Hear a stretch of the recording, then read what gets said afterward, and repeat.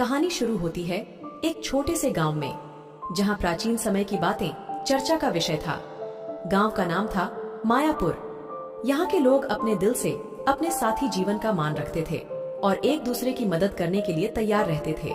गांव के एक गरीब लड़के का नाम था राहुल। राहुल अपने माता पिता के साथ गांव के किनारे रहता था और वह एक साधारण जीवन जी रहा था। उसके पास एक छोटी सी खेती थी जिससे वह अपने परिवार को पालता था। एक दिन राहुल ने गांव के पुराने पेड़ के नीचे बैठते हुए एक वृत्तांत सुना, जिसमें कहा गया कि जंगल के गहराइयों में एक जादुई पुस्तक है जो किसी को भी अद्भुत शक्तियों से युक्त कर सकती है।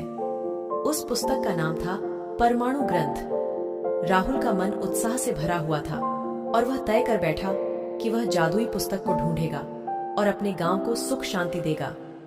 उसने अपनी माँ से आशीर्वाद लिया और अपने सफलता के लिए निर्धारित हो गया। राहुल ने रात्रि के समय चांदनी की रातों में जंगल की ओर प्रस्थान किया। उसने एक अद्भुत यात्रा शुरू की। जंगल की अंधेरी गलियों में घूमते हुए बहुत ही अच्छे से राहुल ने जंगल की गहराइयों में पहुंचकर जादुई पुस्तक की खोज में जुट गया। वह एक बड़े से पेड़ के नीचे एक छोटे से चेस्ट में पुस्तक को पाया। पुस्तक को खोलते ही राहुल ने देखा कि यह अद्भुत शक्तियों से भरी हुई थी। उसने धीरे धीरे पुस्तक से ज्ञान प्राप्त करते हुए अपनी आत्मा को संयमित करने और अद्वितीयता में पहुंचाने का तरीका सीखा। राहुल ने जादुई पुस्तक की सीखों को अपनाया और जंगल से लौटकर अपने गांव की ओर रुका। वह एक नई ऊर्जा से भरा हुआ था और उसकी आंखों में विशेष चमक थी। गांव में वायरस ने एक गंभीर समस्या बना दी थी और लोग परेशान थे। राहुल ने अपने जादुई ज्ञान का उपयोग करके एक विशेष आयुर्वेदी करने का निर्णय किया और उसे गांव वालों के बीच बांटा।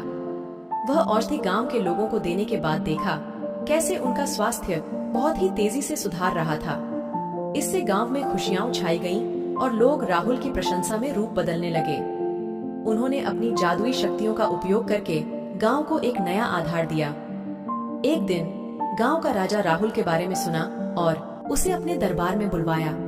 राजा ने कहा, राहुल, तुमने हमारे गांव को एक नए आयाम दिया है। मैं तुम्हें गांव का महाराजा बना रहा हूँ। राहुल ने राजा की बातों को सुनते हुए हैरानी में उसकी आंखें चमक गईं। वह अब गांव के महाराजा बन गया था, लेकिन उसका दिल हमेशा सीधा और ईमानदार रहा। गांव का समृद्धि से भरा जीवन फिर से शुरू हुआ और लोग राहुल के नेतृत्व में खुश थे। उनका यह जादू गांव को न केवल समृद्धि प्रदान कर रहा था, बल्कि वह भी एक एकाधिकारिक, समर्पित और सहानुभूति भरे नेतृत्व का प्रतीक बना हुआ था।